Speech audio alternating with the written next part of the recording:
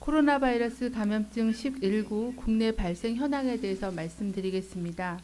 2020년 2월 13일 오전 9시 현재 추가 확진 환자는 없이 총 28명이 확진되었습니다. 어저께는 1,045명이 검사에서 음성이 확인되어 총 5,099명의 검사 결과가 음성으로 확인되었습니다. 현재는 670명이 검사가 진행 중에 있습니다. 확진자의 접촉자는 총 1,784명이고 이 중 593명이 자가격리로 관리 중에 있습니다.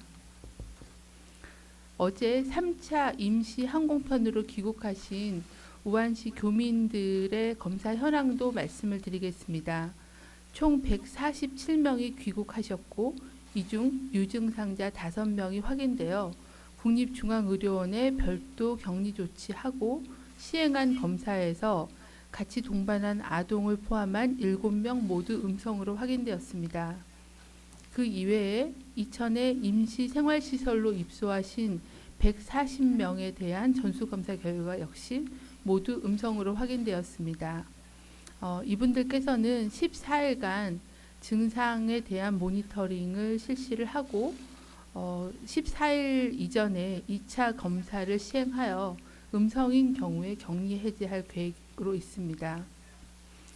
중앙방역대책본부는 중국의 지역사 유행이 지속되고 있어 중국 입국자의 각별한 주의와 협조를 부탁드립니다. 최근 14일 이내에 중국을 방문한 경우는 가급적 외부 활동을 적게 하시고 자제하시고 집에 머무르시면서 손 씻기 및 기침 예절을 준수하는 한편 입국 후 14일간은 발열 또는 기침, 인후통, 호흡곤란 등의 호흡기 증상 발현 여부를 면밀히 관찰해 주십시오. 증상 발현 시에는 반드시 마스크를 착용하고 선별진료소가 있는 의료기관을 방문하여 진료를 받으시거나 1339 질병관리본부 상담센터에 상담해 주실 것을 당부드립니다. 또한 단순히 불안감 해소를 위해서 역학적 연관성이나 증상이 없는 상태에서 검사를 받는 것은 의학적으로 불필요하므로 의료진의 판단에 따라 필요한 경우에 검사를 받아주시기를 당부드립니다. 또한 직장 출근이나 학교 출석 등을 위해 검사 결과 음성 증명서를 요구하는 행위도 자제해 주실 것을 당부드립니다. 국민들께서는 감염병 예방에 가장 중요한 손 씻기와 기침 예절 준수 등의 개인위생 준수를 철저히 해주시기를 당부를 드립니다. 또한 의료기관에서 감염 발생 시에는 면역 저하자들에게 급속하게 유행이 확산될 가능성이 높아지는 만큼 의료기관이 실시하는 면회객 제한 등 감염관리 조치에도 적극 협조해 주실 것을 당부드립니다. 최근 들어 의사 환자의 신고가 급증하고 있습니다. 일선 선별진료소를 운영하는 의료기관과 보건소에서의 환자에 대한 진단과 검사 그리고 의사 환자에 대한 국가지정 격리병상에서의 입원 환자 관리를 위한 의료진들의 수고가 많은 상황입니다. 이분들께도 감사의 말씀을 전합니다. 이상입니다. 네, 지금부터 질의응답 시간을 가지겠습니다. 오늘 배석자를 소개해드리면 유천권 진단분석관리단장님, 이상원 진단검사관리 총괄팀장님, 곽진 역학조사 1팀장님이 함께 배석하셨습니다. 질의는 오송, 세종, 당산 순으로 질의를 받겠습니다. 우선 오송에서 질의할 분 손을 들어주시겠어요?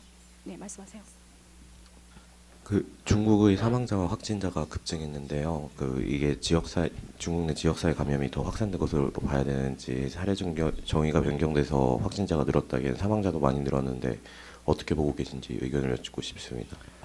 네, 오늘 후베이성에서 발표한 그 환자 중에 신규 환자가 14,840명이 증가한 걸로 보고를 하고 있습니다.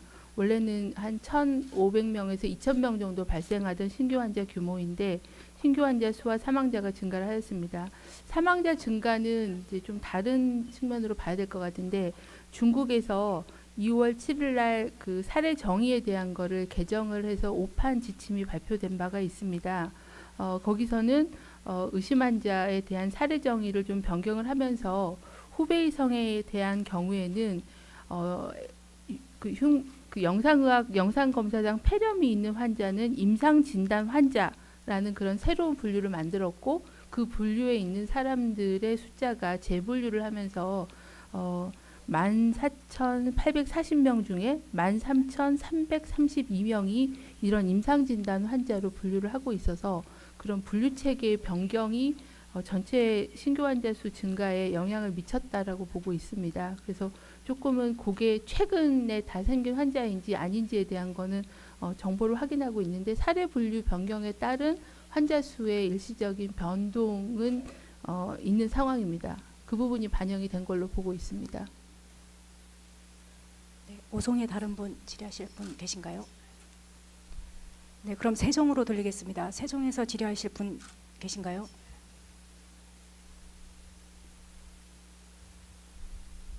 네, 현재 중국은 사례 정의가 후베이성 지역과 후베이성 아닌 지역으로 구분을 해서 사례 정의를 두 가지를 달리 쓰고 있습니다. 그래서 후베이성이 아닌 지역인 경우에는 발열 호흡기 증상과 폐렴이 있는 경우를 의심 환자로 잡아서 검사를 시행을 하고 있고요. 후베이성인 경우에는 아까 말씀드린 대로 폐렴 소견이 있는 환자는 임상 진단 환자, 그다음 폐렴 소견이 아니고 그냥 발열과 호흡기 증상 그리고 혈액 소견에서 림프구 감소 같은 그런 혈액 소견이 있는 환자는 의심 환자로 해서 저희가 말하는 경증 환자까지도 후베이성에서는 의심 환자로 분류를 하고 있어서 조금 그 사례 정의가 좀 달라진 면들을 좀 감안해서 통계를 해석하는 게 필요한 상황입니다. 네, 세종에 네 분 질의 있다고 알고 있는데요. SBS, 뉴시스, KBS, 뉴스핌 이 순서로 해주시겠어요? 그럼 SBS 기자님부터 하시죠. 네, SBS 화강인입니다. 지금 보도에 수원에서 31일에 청도에서 입국한 분이 이제 검사 예정인 상태에서 숨졌다는 보도가 있는데 이제 이 검사 결과가 있으면은 좀 확인 좀 부탁드리고요. 음성인지 양성인지 그리고 이분이 31일에 입국했는데 이렇게 검사가 늦어진 이유하고 이렇게 검사가 늦어지는 경우가 지금 많이 있는 건지 상태가 어떤지 좀 확인 부탁드립니다. 그 수원 사례에 대해서는 저희가 세부 내용을 좀 파악해서 말씀을 드리겠습니다. 아직 저희가 세부적인 그런 내용들에 대해서는 확인 중에 있고요. 검사에 대해서는 현재는 저희가 이제 민간 검사 의료기관을 확대를 해서 적어도 하루 정도면은 검사가 다 나와서 검사가 지연되는 사례는 많지 않은 상황입니다. 근데 워낙 그날 검사 요청 건수가 많다 보니까 어제도 음성 처리된 게 한 1,000건 정도가 증가를 했는데요. 현재는 이제 보건환경연구원과 민간 의료기관 그리고 수탁검사 기관이 검체를 하루에 한 500건에서 800건 정도씩 접수받아서 신청은 처리는 되고 있는 상황입니다. 다만 통계에서 말씀드릴 때 이게 보건소로 통보가 되고 보건소가 또 저희 그 환자 신고 시스템의 검사 결과들을 반영해서 보고하는 데 시간적인 갭이 조금은 발생할 수는 있습니다. 검사의 지연은 큰 문제는 되고 있지는 않다고 보고 있습니다. 혹시 수원 사례에 대해서는 좀 확인해가지고 말씀드리겠습니다. 근데 이분이 이제 31일에 청도에 갔으면 지금 2주가 지났는데 이 정도로 늦어진 건 왜 그런 걸로 좀 보이는지. 아마 그러니까 환자에 대한 신고 과정이나 뭐 이런 그 발병 과정과 뭐 이런 걸 봐야지 검사가 지연됐다기보다는 아마 인지 부분일 것 같아서요. 그 부분은 좀 세부 내용과 검사 결과를 확인하고 말씀을 드리겠습니다. 네, 뉴시스 기자님. 저 앞에 거랑 같은 질문이었습니다. 네. 네, 그럼 KBS 기자님으로 가겠습니다. 네, KBS 이수민입니다. 질문이 조금 많아가지고 짧고 빠르게 좀 여쭤볼게요. 새 진단법이 도입된 이후에 하루 검사 건수가 1,000건 안팎 정도가 맞는지 우선 수치 확인 좀 부탁드리고요. 또 새 진단법이 도입된 지 한 일주일째 됐는데 확진 건수가 그렇게 크게 늘고 있지는 않은 것 같은데 어떻게 평가하시는지랑 이걸 좀 국민들도 이제 안심할 단계라고 봐도 되는지 이거에 대한 말씀 부탁드리고 원래 목표였던 하루 3,000건 정도 검사는 언제쯤 가능할지랑요. 태국 다녀오신 모녀 16번, 18번 환자분에 대한 역학조사 나온 게 있는지랑 싱가포르 현지 조사 진행 상황은 어디까지 나왔는지 말씀 부탁드릴게요. 그 검사 관련된 거는 저희 담당 센터장께서 조금 말씀드릴 예정이고요. 민간으로 검사가 확대가 되면서 하루에 검사하는 건수는 아까 말씀드린 대로 500에서 한 800건 정도가 됩니다. 그리고 검사가 의뢰되는 거는 다 처리를 하고 있어서 처리가 되고 있는 상황이고요. 3장 건이 가능하다고 한 거는 지금도 검사 시약이나 검사 능력은 가능한데 그만큼 의료기관에서의 의사 환자에 대한 검체 의뢰나 그런 게 3장 건까지 미치지는 못하고 있는 그런 상황입니다. 근데 만약에 이제 의사 환자 신고나 검사 대상자가 늘어나면 그거에 맞게 그 검사에 대한 그 수요는 감당이 가능한 수준으로 보고는 있습니다. 그리고 어제 말씀드린 것처럼 시약도 한 개 회사가 더 긴급 사용 승인을 받았고 또 검사를 시행하는 기관도 현재 한 30여 개가 신청을 해서 평가가 진행 중이기 때문에 검사 역량에 대해서는 수요 대비는 감당할 수 있는 정도로는 대비가 되고 있다라고 보고 있습니다. 태국의 모녀에 대해서는 저희가 그 태국 이 모녀의 여행 동선과 이런 부분들을 다 태국 정부에 보냈는데 태국 정부에서 조사가 조금 지연되고 있는 것 같습니다. 저희가 그 부분에 대해서는 태국 정부하고 좀 더 긴밀하게 의견 소통을 하고 정보 요청을 하도록 하겠습니다. 저희가 매일 확인을 하는데 이제 태국 보건 당국에서도 그 부분에 대한 그런 조사가 여의치는 않아 보입니다. 좀 더 소통을 해서 정보를 받도록 하겠습니다. 싱가포르는 저희가 싱가포르 보건 당국으로부터 받은 거는 우리나라 환자 2명과 그다음에 말레이시아에 가서 확진받은 환자 1명 그리고 싱가포르의 국민 중에 3명이 그 컨퍼런스하고 관련된 양성자로 확인이 된 상태입니다. 그리고 이 컨퍼런스 때 이분들을 감염시킨 감염원에 대해서는 싱가포르도 조사가 아직 진행 중에 있으나 아마 중국의 그 참석자나 이런 부분들까지를 추적을 해야만 최초의 그런 지표 환자를 찾을 수 있기 때문에 그 부분에 대해서 조금 진행을 계속 하고 있는 걸로 알고 있습니다. 그리고 추가적으로 다른 참석자에서도 환자 보고가 있는 걸로 알고 있는데 그거는 이제 해당 국가들의 발표나 이런 거가 안 된 부분들이 있어서 좀 더 정리되면 정보를 업데이트해서 말씀을 드리겠습니다. 구체적인 그 감염원 환자가 누구인지를 찾은 상태는 아닙니다. 그리고 그거는 싱가포르 정부에서 수행을 하고 있는 조사에서 계속 정보 공유를 받도록 하겠습니다. 혹시 검사법에 대해서? 그리고 이제 민간 검사가 확대가 됐는데 확진 환자 수가 증가하지 않은 게 안심 단계냐라고 물어보셨는데 아직은 저희가 그 계속 중국에서 유입되는 인구들이 있고 또 유증상자가 상당히 많기 때문에 이걸로 더 뭐 환자가 없대거나 그렇게 보고 있지는 않습니다. 그래서 계속 이번 주에도 모니터링하고 또 검사에 대해서는 저희가 성능평가, 뭐 재평가 이런 것들을 진단검사의학회랑 같이 수행을 하고 있기 때문에 시약에 대한 문제는 없다라고는 보고 있습니다. 네, 그러면 이제 당사으로 가겠습니다. 당사는 5분이 질의 있다고 말씀하셨는데요. 머니투데이, 채널A, MBN, 한국일보, 국민일보 순으로 해주십시오. 저 세종시에서 질문. 죄송합니다. 네, 세종시의 뉴스핌 기자님 있었습니다. 네, 말씀하세요. 네, 저 먼저 오늘 오전에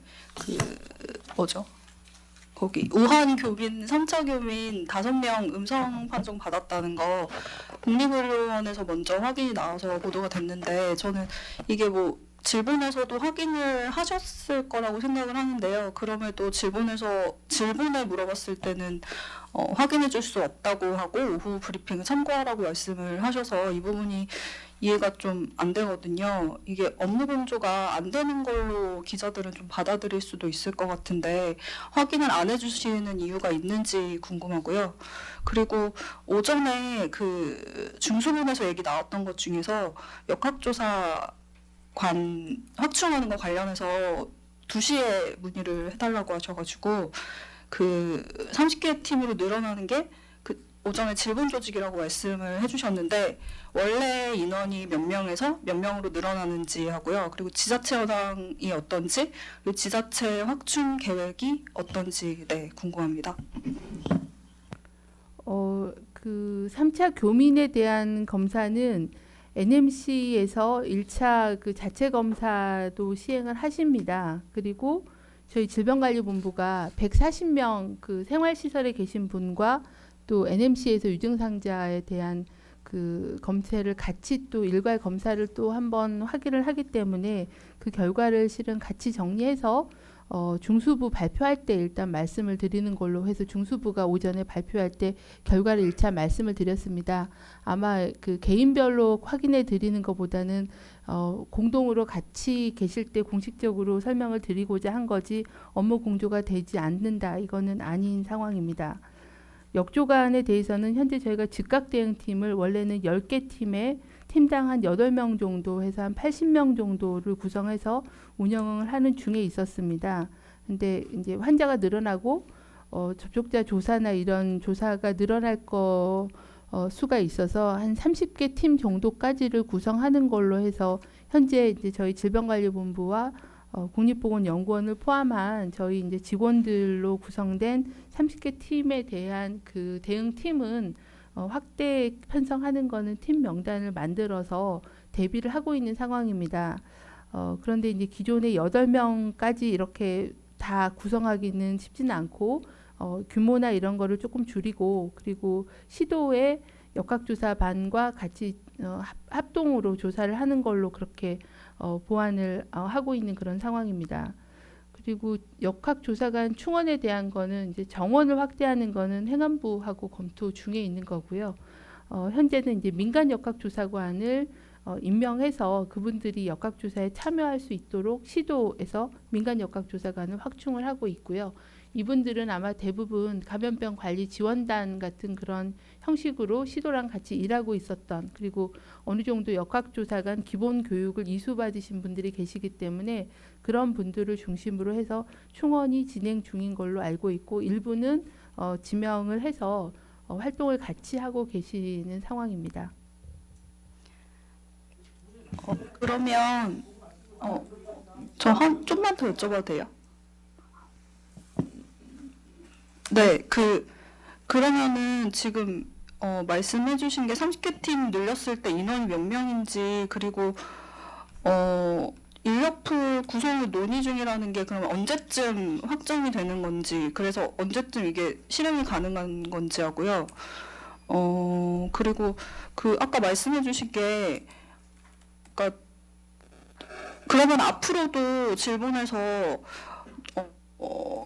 의료원에서 이 내용이 나온 다음에도 확인해 줄 수 없다고 말씀을 하실 건지 브리핑까지 기다리라고 말씀을 하실 건지 왜냐면은 그 의료원에서는 확인된 내용으로 나오기 때문에 물론 의료원을 확인하면 가능하긴 한데 그게 질본에서는 확인을 그 시점을 확인 안 해준다는 게 저는 이해가 좀 안 되거든요.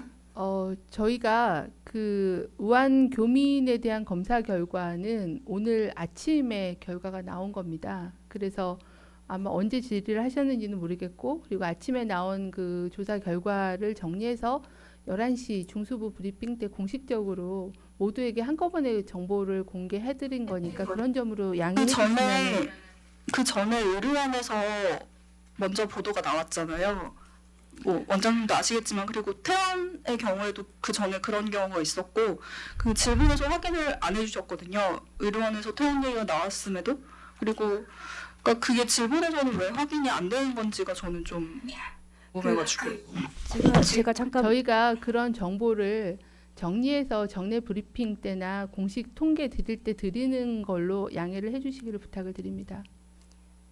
네, 그러면 세종에서 5번째 뉴스원 서영빈 기자님까지 하고 당산으로 가도록 하겠습니다. 서영빈 기자님 질의해 주세요. 네, 저 뉴스원 서영빈입니다.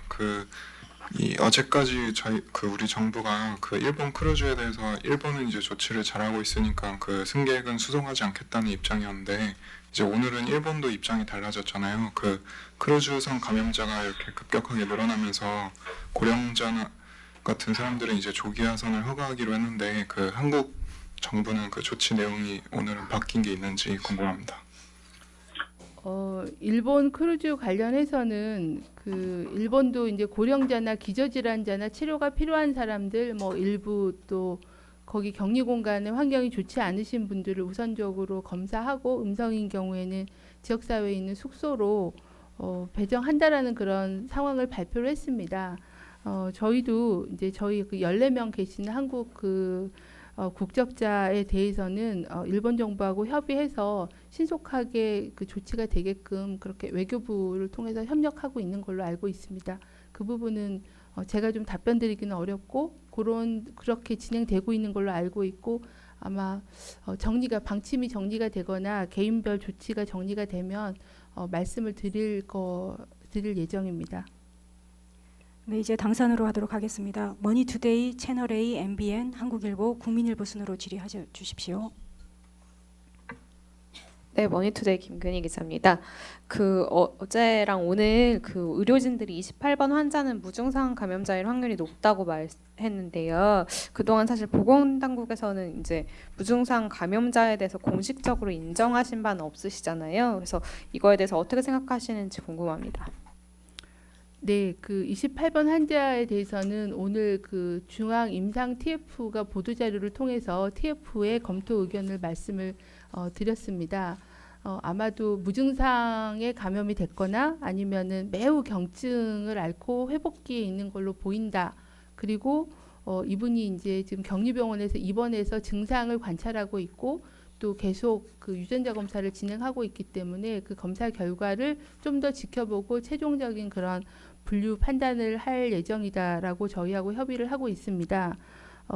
그래서 이제 그 부분에 대한 거는 중앙 임상 TF하고 좀 더 협의해서 무증상과 또 매우 경증이라는 표현을 또 같이 쓰고 계셔서 아마 투약한 것들 고려해야 되는 거니까 현재는 그 중앙 임상 TF가 발표한 그 내용으로 이해를 해주시면 되겠고요. 지난번에 그 격리병원에 입원한 이후는 현재 흉부엑스선이나 CT상 폐렴 소견은 없는 걸로 되어 있고 증상이 현재는 없으시고 또 검사 결과는 계속 그 2차, 3차 검사를 진행하고 있어서 좀 더 종합적으로 말씀을 드리겠습니다.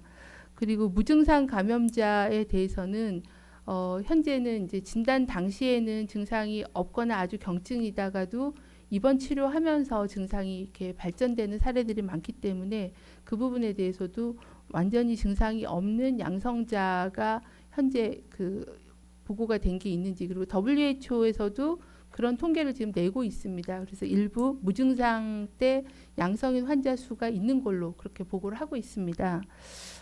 그리고 이제 무증상 감염자가 있다는 거랑 이 무증상 시기에 전염을 시켜줄 수 있다는 거는 조금 다른 얘기이기 때문에 그 부분에 대해서도 좀 더 그 전 세계적인 조사나 정보 수집이 돼서 정리가 돼야 될 그런 필요가 있는 부분입니다.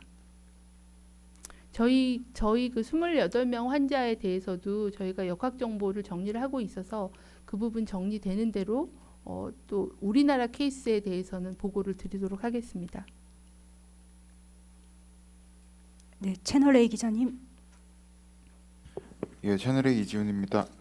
우선 그 TF에서 발표하신 거 보면 칼레트라 혹은 하이드록시클로로킨을 뭐 둘 중에 선택해서 투여한다 이렇게 되어 있는데 그럼 이 둘 중에 선택은 뭐 어떤 원칙에 따라 이루어지는지 그거 하나 여쭙고요.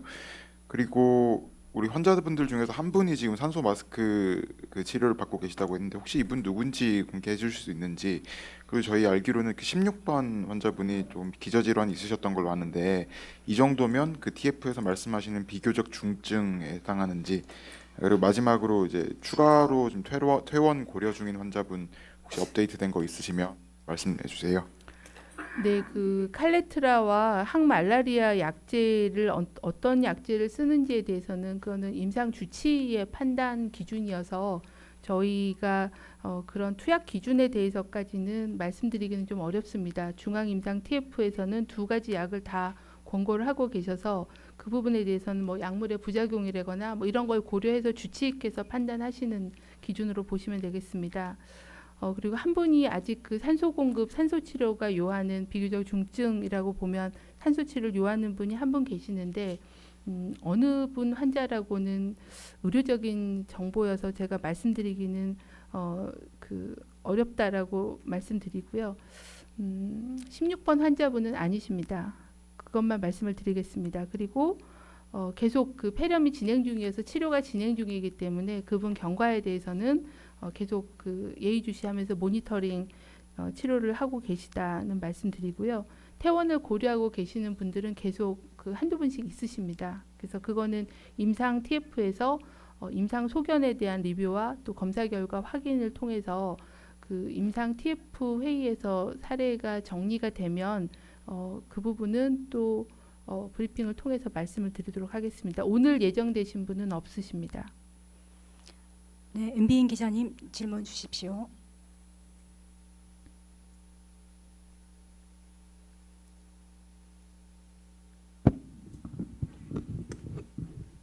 네, MBN 강대엽입니다. 세 가지 정도 여쭤보겠습니다. 오늘 이천에 그 손자 돌보러 자진 입소한 할머니 분 계신데 이런 자진 입소자의 경우에는 어떠한 기준과 절차로 받아주게 되는지 이런 거 설명 부탁드리고요. 두 번째로 28번 환자가 21일에 성형 수술하고 29일에 실밥을 뽑았다고 하는데 그 실밥 뽑은 의사들도 28번 환자랑 접촉을 했으니까 이분들도 바이러스 검사를 했다고 하던데요.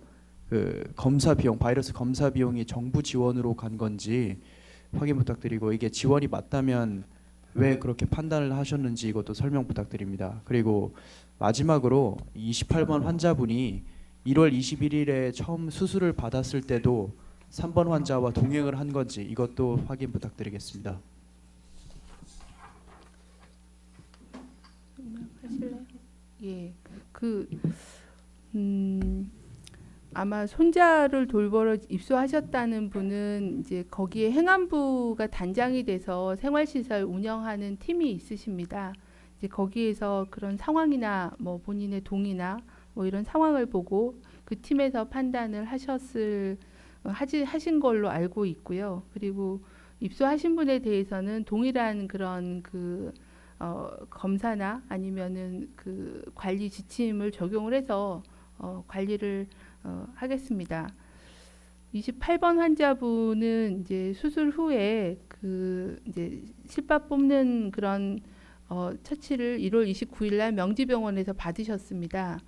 명지병원에서 받으실 당시는 이분이 이미 접촉자로 관리가 되고 계시기 때문에 보건소의 구급 차량과 보건소 요원들이 이송을 했고 명지병원의 음압병상에 가셔서 의료진들은 개인보호구를 착용하고 그리고 처치를 하셨습니다. 그래서 이분들은 접촉자로 분류를 저희가 하지는 않았습니다. 하지만 명지병원 의료진들이 이분이 이제 최종 이후에 확진된 거를 확인하고 2월 11일 날 의료진에 대한 검사를 시행한 걸로 보고를 받았습니다. 그 부분에 대해서는 개인보호구를 철저히 착용했지만 계속 환자를 봐야 되는 의료진이라는 그런 입장을 고려해서 자체적으로 검사를 시행을 하신 거고요.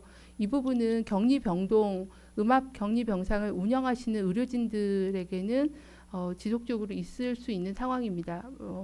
확진 환자를 처치할 때 뭐 유증상이 생겼다거나 이런 경우에는 계속 확인 검사를 하고 업무 배제나 이런 거를 결정해야 되기 때문에 주기적으로 자가 모니터링과 필요하면 검사는 병원에서 자체적으로 수행을 하고 있기 때문에 저희가 비용을 지원하지는 않습니다. 그리고 전반적인 격리 병상 운영 비용에 대한 운영비에 대한 거는 국가가 1년에 어느 정도씩 지원하고 있는 그런 비용은 있습니다. 네, 이 건에 대해서 검사 비용을 별도로 지원하지는 않았습니다. 21번 수술 시 3번 아, 3번 환자가 네, 그 수술하실 때 3번 환자가 28번 환자랑 같이 동행을 하셨습니다. 그래서 그 시술을 했던 그 의료진들도 다 접촉자로 분류가 돼서 감시 대상으로 관리가 됐었습니다. 네, 그럼 다음 한국일보 기자님 질의해 주십시오. 네, 예, 한국일보 김민호입니다. 저 질문 세 가지고요. 첫 번째는 보건소나 병원에서 검사위에서 이제 검체 채취한 뒤에 이 자가격리 대상자로 이제 분류가 되잖아요. 이분들이 뭐 집에 격리가 되는지 어느 공간에 격리가 되는지 그 숫자 이제 뭐 지정병상이라든가 자가격리 숫자 이런 거 있으면 좀 가르쳐 주시고요. 그 자가격리 할 때 택시나 뭐 자차로 집으로 이동하게 되는지 이런 것도 궁금합니다. 이게 하나고 두 번째는 어제 의협에서 질본에서 이제 의원급 의료기관들 그 별도로 구역 갖춰서 환자들 뭐 좀 대기시켜라 뭐 이렇게 했는데 이게 비현실적이라고 어제 성명을 냈는데 실제로 의원급에서 검사 의뢰가 되는 경우가 있는지 뭐 이 성명에 대한 의견 좀 부탁드리고요. 그리고 마지막은 그 서울시에서 예방 수칙을 냈는데 그 여기서는 대중교통 지하철 이용 시 공공장소나 뭐 대중교통 이용 시에 마스크 필수로 건강한 사람도 착용하라 뭐 이렇게 나와 있어서 이 질본도 같은 의견이신지 좀 여쭤봅니다. 네, 고맙습니다. 네, 그 현재 그 확진 환자의 밀접 접촉자 중에서는 격리 형태가 대부분은 자가격리인데 그 21세기 병원 관련된 접촉자들은 그 21세기 병원에 병원 격리되어 있으신 분들이 24분 정도 계시고 시설 그 생활 격리 시설에 계시는 분들이 36명 정도 계시고요. 그다음에 서울시 인재개발원에 한 8명 정도가 밀접 접촉, 그러니까 그 접촉자로서 시설에 격리가 되어 있으신 분들이 있으십니다. 나머지는 이제 자가격리 형태로 진행이 되고 있고요. 그리고 검사를 하셨던 분들은 일단 의사 환자로 분류가 되게 되는데 이분들은 대부분 증상이 경증이고 또 그러신 분들은 검사 결과가 하루 정도면 나오기 때문에 경증 환자들은 그 전에도 자가격리 상태에서 검사 결과를 기다리셨다가 검사 결과가 나오면은 격리가 해제되는 형태로 관리가 되고 있습니다. 선별진료소에서 집으로 이동하는 그 교통수단에 대해서는 저희도 고민이 많은데요. 그 보건소 구급차나 아니면은 다른 차량, 자차인 경우에는 자차를 이용하도록 그렇게 안내를 하고 있습니다. 현재는 그렇게 진행이 되고 있는 상황인데 이제 숫자가 많아지면은 그 부분에 대한 이송이나 이런 부분에 어려움이 있다라고 듣고 있습니다. 그 부분은 좀 더 보완을 할 계획에 있습니다. 의협의 성명서는 저희도 보았는데요. 현재는 그 모든 의심 환자들이 개인 의원급은 가지는 않고 선별진료소로 환자를 보내고 있는 그런 상황이어서 일반 의원급 의료기관에서는 검체가 채취가 되거나 의뢰가 되거나 이런 경우는 거의 없는 상황입니다. 왜 그러냐면 개인 보호구를 입어야 되고 하기 때문에. 근데 저희가 그 지침을 드린 이유는 혹시나 병원 단계에서 선별되지 않고 환자를 진료하다가 만약에 중국을 다녀오셨다라고 그렇게 뒤늦게 인지가 되거나 이러신 분들인 경우에는 이제 그런 감염 예방 수칙을 지켜서 진료를 하고 보건소에 신고하고 보건소가 오기 전까지는 좀 독립된 방에 환자를 좀 머무르게 임시적으로 해달라는 그런 그 감염 관리의 원칙 같은 그런 지침을 드렸던 겁니다. 그래서 그 부분이 현재는 의료기관 의원급에서는 대부분 선별진료소로 환자를 그 의뢰를 시키기 때문에 아직은 의원급 의료기관에서 검체 채취나 검사를 의뢰하신 거는 없는 걸로 알고 있습니다. 좀 더 그 의사협회 의견을 반영해서 좀 지침에 대한 보완이나 의견 수렴은 충실히 하도록 그렇게 하겠습니다. 마스크에 대해서는 어제 이제 의협과 식약처가 마스크에 대한 권고를 드렸고 현재 저희가 마스크를 쓰셔야 되는 가장 그 우선 대상자는 증상이 있으신 분입니다. 증상이 있으신 분들은 남들에게 비말이나 뭐 이런 걸로 전염시켜 줄 수 있기 때문에 이분들은 대외 활동을 할 때는 반드시 마스크를 착용을 하시라는 거를 권고를 드리고요. 그리고 이제 나머지는 이제 밀폐된 공간이 아니거나 야외나 뭐 이런 부분들까지는 마스크를 쓸 필요는 없다라고 어제 식약처가 의협하고 권고 드린 내용에 대해서 저희도 그 부분은 같은 그런 입장을 가지고 있습니다. 네, 그럼 당선의 5번째 국민일보 기자님 질의 주십시오. 네, 국민일보 안규영 기자입니다. 그 28번 환자요. 그 음성 결과 나온 것도 있다는데 음성 나온 거 맞는지 설명 부탁드리고 2차, 3차 검사 결과는 어떤지 궁금하고요. 그리고 그 검사 예정자가 수원 사망이라고 지금 뜨는데 검사 예정자라고는 하는데 이게 사망 후에 혹시나 해서 검사 의뢰한 걸 수도 있어서 그런데 혹시 이 부분 정도는 파악된 거 있는지, 그러니까 사망 이전에 검사 의뢰 들어갔던 건지 이 부분 혹시 아시는지 궁금하고요. 마지막으로 한 분은 산소 치료 요하는 중증이랬는데 그 25번 환자가 고령이어서 주시해야 한다고 전문가분들이 말씀하셨는데 혹시 25번인지 궁금하고요. 아니면은 25번 환자 상태는 어떤지 궁금합니다. 그 28번 환자분은 병원에 입원해서 검사를 한 번 시행을 하셨습니다. 그래서 현재 그 질병관리본부가 검사한 걸로는 미결정 유사한, 그러니까 음성 양성의 경계선에 있는 검체로 파악을 지금 하고 있습니다. 그래서 2차, 3차 검체를 좀 더 보면서 변화를 봐야 되는 그런 상황입니다. 질병관리본부에서 한 번 검사를 했고 경계선에 있다라고 확인을 드리겠습니다. 산소 치료하고 계신 분은 저희가 환자분의 개인 정보여서 몇 번이다라고 말씀드리기는 좀 어려운데 자꾸 몇 번은 아니다, 몇 번은 아니다 그렇게 말씀드리면 또 계속 추리를 하실 것 같은 생각이 들어서 좀 저희도 좀 곤란한 상황인데요. 25번 환자분도 아니십니다. 네. 그 개인적인 환자 상태에 대해서는 좀 질문을 좀 자제해 주시면 감사하겠습니다.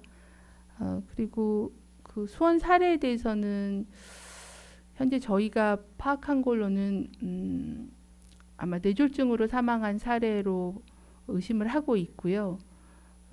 지금 경기도 보현에서 오늘 10시 반에 검체를 받아서 검사를 했고 1시 반경에 음성으로 확인을 했다라고 보건소를 통해서 확인을 했습니다.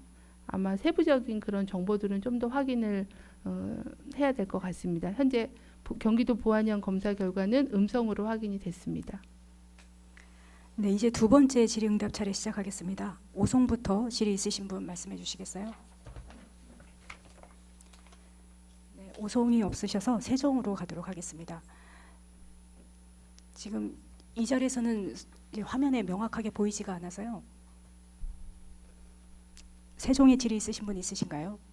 네, 저 뉴시스 임재희 기자인데요. 여기 코로나 관련된 건 아니고요. 그 평택에서 RSV 관련해가지고 지금 어느 정도 조사가 진행됐는지 짧게 말씀 부탁드립니다.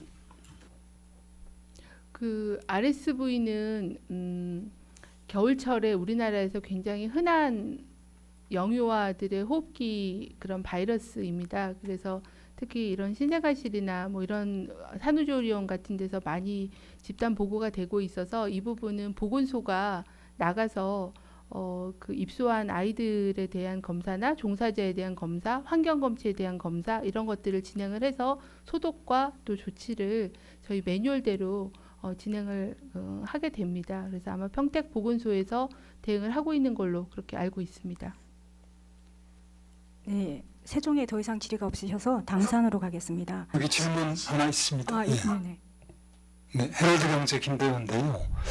그 지금 코로나19 확진자 중에서 28명 중에서 7명이 완치가 되어서 격리 해제가 됐고요. 그래서 나머지 분들 그 상태는 어떤지 혹시 좀 상태가 안 좋은 분은 없는지 이런 게 궁금하고요. 또 지금 15일 정도 16일 이때 되면 이제 1차, 2차 그 우한 교민이 이제 격리 해제된다고 하는데 지금 듣기로는 그 추가적인 조치 같은 건 검토되지 않고 있다고 알고 있습니다. 혹시 그 격리 해제되는 분들 뭐 어떻게 되는 건지 그 부분도 말씀 부탁드립니다. 네, 이제 7명이 격리 해제 퇴원을 하셨고요. 나머지 21분 환자는 현재 격리병상에서 입원 치료 중이십니다. 상태는 아까 한 분 정도가 산소 치료를 요하는 폐렴 치료가 진행 중이고 나머지 환자분들은 상태가 안정적으로 관리가 되고 있습니다. 우한 교민 1차, 2차 입국하신 교민들에 대해서는 저희가 14일째 이제 격리 해제를 하기 전에 2차 검사를 시행을 할 계획이어서 오늘 아마 검체 채취가 이루어지면서 검사가 진행될 예정입니다. 그래서 검사 결과가 음성이면은 격리 해제는 진행할 예정이고 격리 해제한 이후에는 아마 생활 지원이나 다른 부분들을 지금 범부처 행안부 관리단 중심으로 해서 어떻게 이분들에 대한 이후에 어떤 지원들을 할 건지에 대해서는 논의가 진행되고 있는 걸로 알고 있고 그거는 아마 중수부에서 총괄적으로 정리를 해서 말씀을 드릴 예정입니다. 그리고 이분들은 1차 검사에서 음성이 확인이 되셨고 또 2차 검사에서 음성이 확인이 되시면은 감염의 위험성은 없다라고 저희는 볼 수 있어서 그 이후에 어떤 감염에 대한 부분들을 우려하시거나 아니면은 추구로 검사를 하시거나 그럴 필요성은 없다라고 판단은 하고 있습니다. 네, 세종 더 이상 없으시죠? 네, 뉴스핑 강명현입니다. 그 28번 환자 사를 감안해서 사례정의 5판 개정 논의하고 있다고 얘기해 주신 적이 있는데 그러니까 밀접 접촉자일 경우에 이제 14일 그 자가격리를 해제할 시점에 검사를 할 수 있다는 내용 관련해서 혹시 논의가 됐는지 궁금합니다. 현재 그 지침 개정에 대한 거는 계속 저희 내부와 또 전문가하고 논의가 진행 중에 있고요. 자가격리 해제할 때 검사의 필요성에 대해서도 같이 검토를 하고 있습니다. 저희가 내부적으로 판단하기로는 이제 혹시나 의료인들에서 접촉자가 생길 경우에는 의료인들은 또 환자를 보는 병원으로 복귀를 해야 되기 때문에 지금 메르스 지침도 의료인에 대해서는 검사를 하고 격리 해제하는 걸로 되어 있어서 의료인에 대해서는 검사를 시행하는 걸로 그렇게 내부 의견을 정리를 하고 있고요. 나머지에 대해서 할지에 대한 거는 검토해서 확정이 되면은 말씀을 드리도록 하겠습니다. 혹시 그 28번 같은 사례가 또 있었나요? 자가격리 해제하기 전에 검사를 또 했다거나 그런 사례가 혹시 있나요? 검사를 부분 지자체가 수행한 거는 있지만 양성으로 확인된 경우는 없었습니다. 네. 혹시 검사가 몇 건이었어요? 그거는 지금 지침상 하도록 되어 있지는 않아서요. 검사를 많이 수행하지는 않았고 그 접촉자에 대해서 검사는 현재로서는 이제 그 지침으로 다 검사를 수행하도록 하고 있지 않아서 그 부분에 대해서는 자세한 통계를 저희가 가지고 있지는 않습니다. 네, 이제 당산으로 가도록 하겠습니다. CBS, 파이낸셜, 연합뉴스, TV조선, 한국일보 순으로 하겠습니다. 네, CBS 황영찬입니다. 후베이성에 적용되는 사례정의 관련해서요. 임상 진단 환자라는 게 발열이나 호흡기 증상 같이 의심 증세 나오는 분들을 환자로 분류한다는 것 같은데 그러니까 이게 우리의 의사 환자 같은 거라고 보면 되는지 궁금하고요. 아니면 확진 환자는 아닌데 확진자에 준하는 치료나 조치를 하겠다 뭐 이런 취지인지 설명 좀 부탁드리고요. 중국이 이렇게 사례정의를 바꾼 이유나 혹시 뭐 의미에 대해서 설명해 주셨으면 좋겠고 마지막으로 28번 환자 발병 시점 추정이 가능하신 건지 아니면 앞으로도 좀 어려우신 건지 파악하신 대로 설명 좀 부탁드리겠습니다. 네, 그 후베이성에 대한 사례 변경을 2월 7일 날 개정 5판으로 중국이 시행을 하였고요. 예전에는 그 호흡기 증상 발열, 폐렴 그리고 백혈구수 또는 림프구수의 감소 요 세 가지가 다 있어야만 의심 환자로 간주를 했었습니다. 그러다 보니까 아마 폐렴이 없는 경증 환자들은 그 의심 환자 범주에서 빠졌던 걸로 보입니다. 근데 이번에 지침을 개정을 하면서 폐렴이 있었던 거는 임상진단 환자로 좀 별도로 분류를 해서 관리를 좀 더 강화하는 폐렴이 있으면 좀 더 의심을 더 하는 걸로 보이고요. 그리고 경증인 경우 발열과 호흡기 증상 그리고 백혈구 림프구 수치가 감소한 경우도 의사 환자로 좀 더 의심 환자의 그 사례정의의 범위를 좀 확대해서 좀 더 관리하겠다라는 그런 의사로 저희는 판단을 했습니다. 아마 변경된 사유에 대해서는 저희가 직접 확인하지는 못해서 그 변경에 대한 사유에 대해서는 저희도 확인 중에 있고 아무래도 경증 환자까지 포함한 관리를 강화하고 경증 환자까지 검사를 확대하겠다라는 그런 의미로 저희는 이해를 하고 있습니다.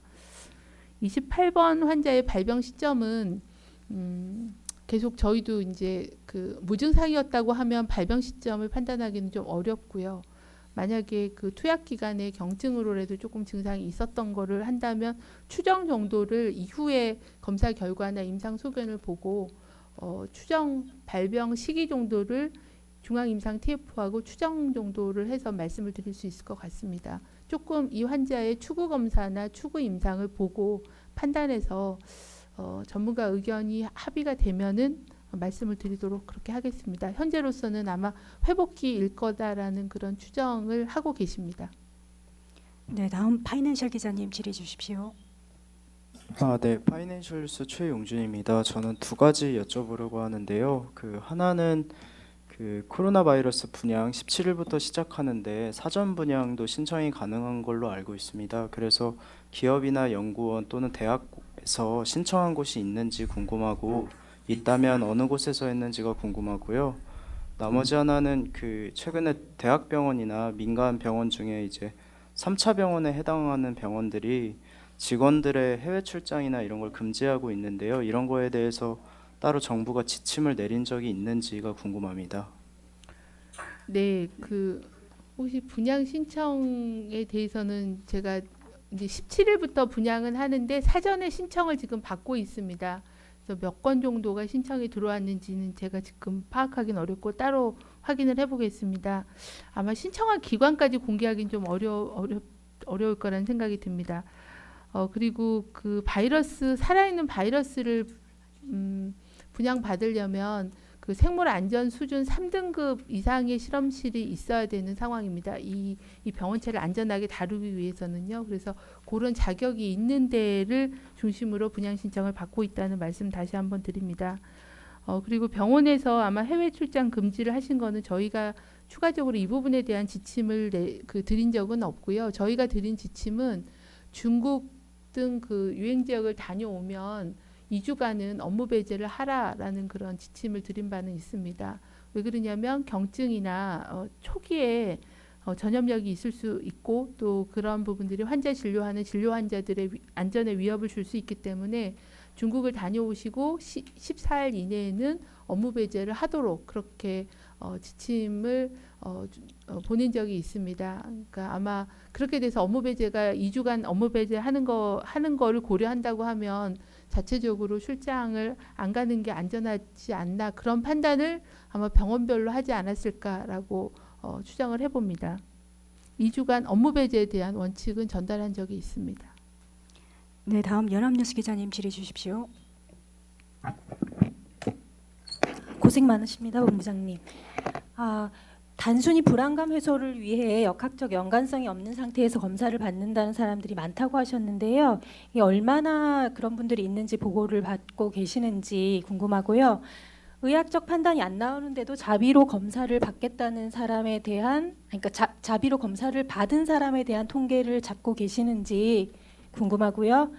그다음에 지금까지 진단검사에 들어간 비용을 현재 진단검사 총량의 16만 원을 곱한 값으로 보면 되는지 궁금합니다. 네, 저희가 이제 신종 그러니까 코로나19가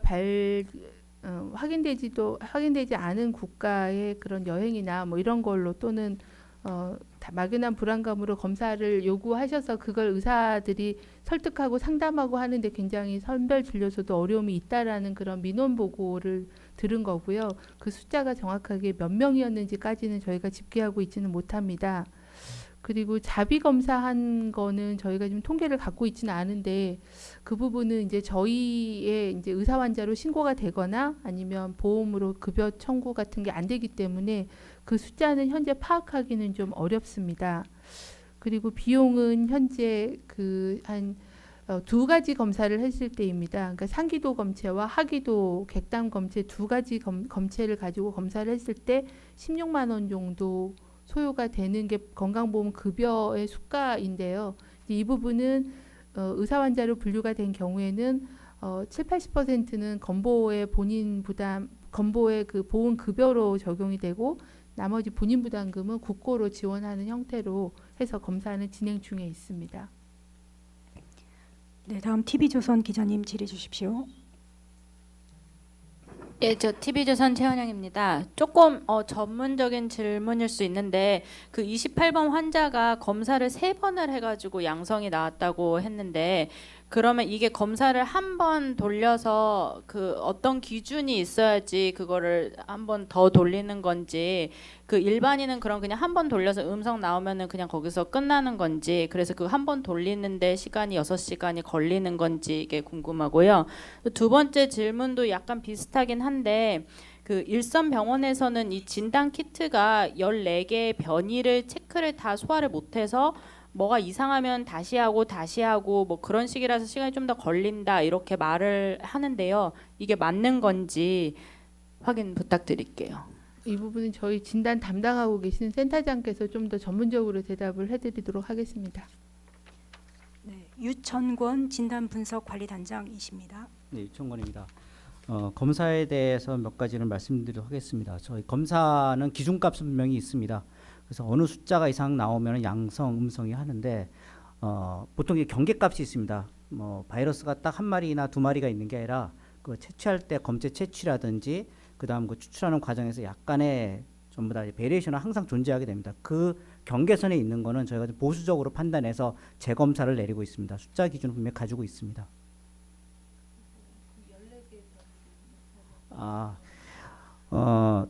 지금 현재 저희가 가지고 있는 전 세계 발표된 유전자 코로나 바이러스 유전자를 보게 되면 변이가 그렇게 많지는 않습니다.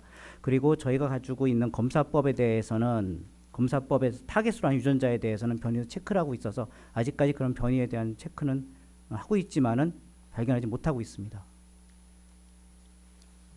네, 당사 마지막으로 한국일보 기자님. 아직은 유전자 변이는 발견되지 않았다. 그리고 저희가 지금 추가적으로 환자에서도 바이러스를 더 분리한 건수들이 있어서 유전자 염기서열 분석을 다 하고 있어서 혹시 자료가 정리가 되면 그 부분도 한번 따로 브리핑을 한번 드리도록 하겠습니다. 네, 한국일보 기자님 다음 질문 주십시오. 예, 저 나왔던 질문 한 번씩 다 확인을 하려고 하는데요.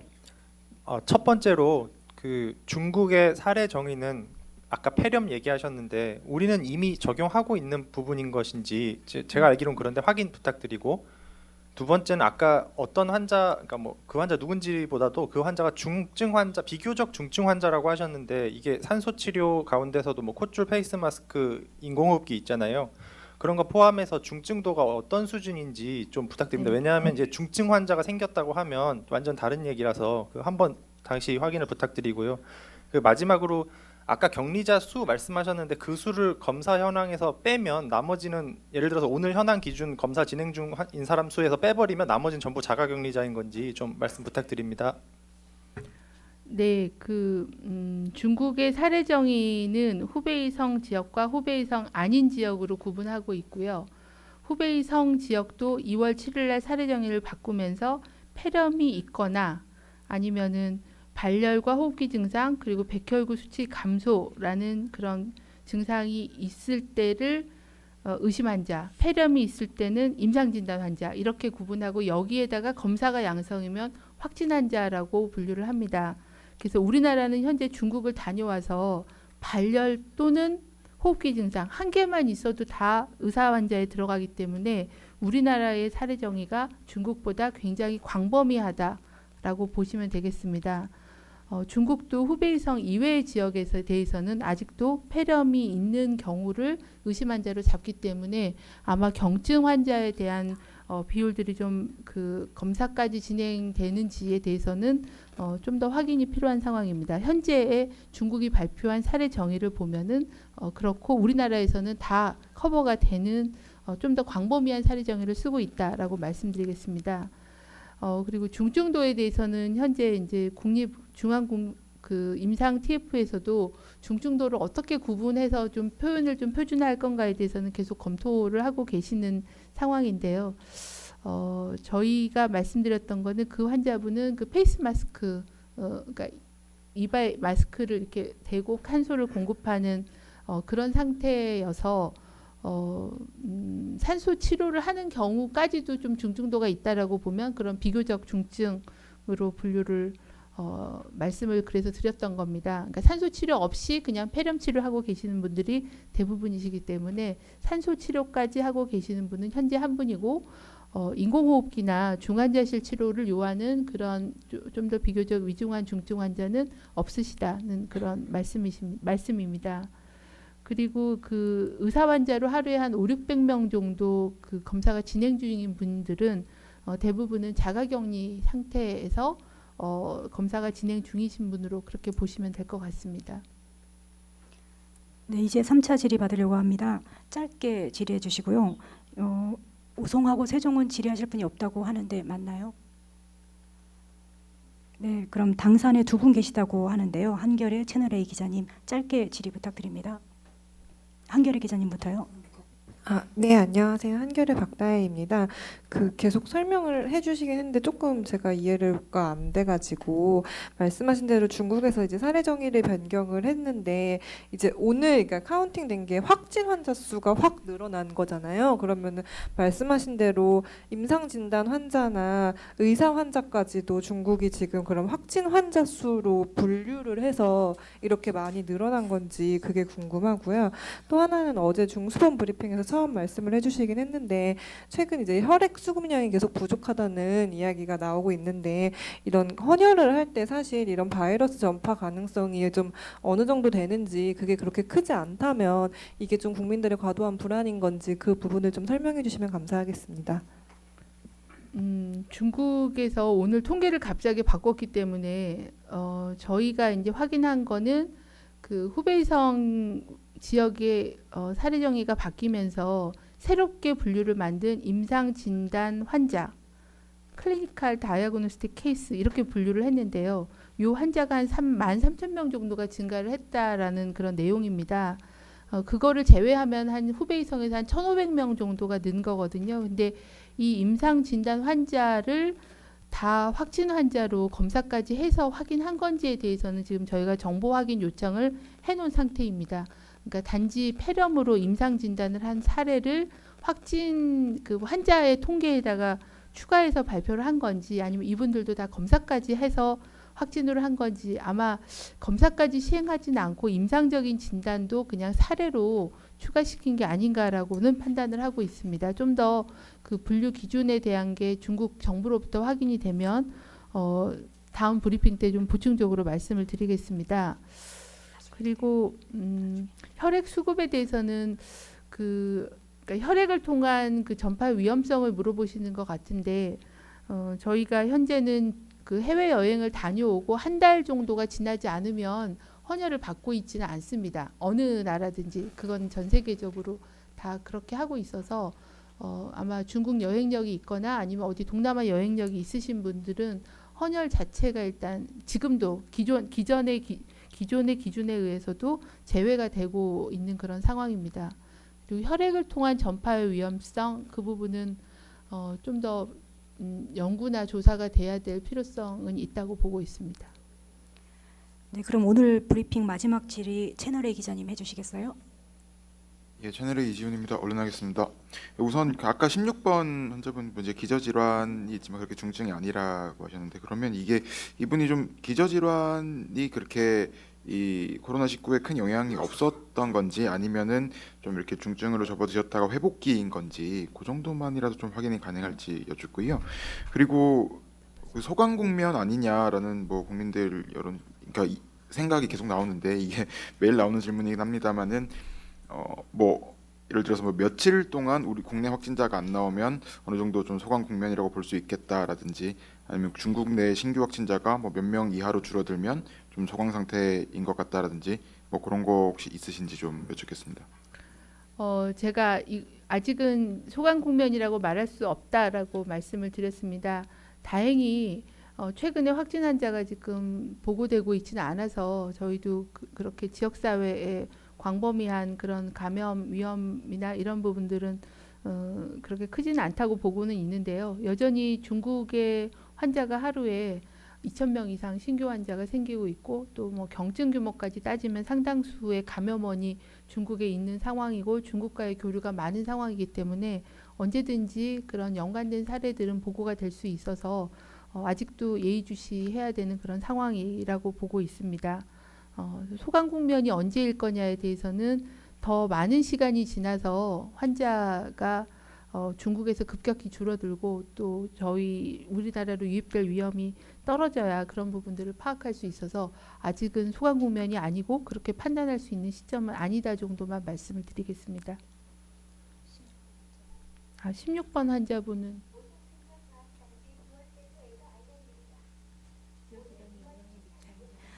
곽진 역학조사 1팀장입니다.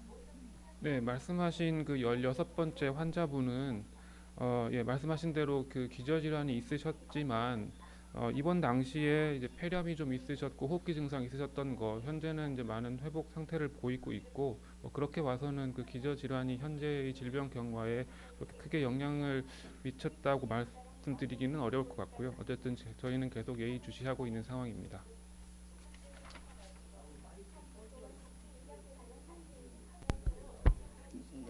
네, 이 부분은 저희가 좀 주의하도록 하겠습니다. 네, 그 중국의 아까 임상 진단 사례에 대해서는 이제 외신 보도는 그게 확진된 케이스다 이런 식으로 보도를 하는데 저희가 중국에 그 정보 확인 요청을 보내놨기 때문에 이 케이스가 확진 검사까지 해서 뒤늦게 재분류한 사례인지 아닌지에 대해서는 좀 확인을 하도록 그렇게 하겠습니다.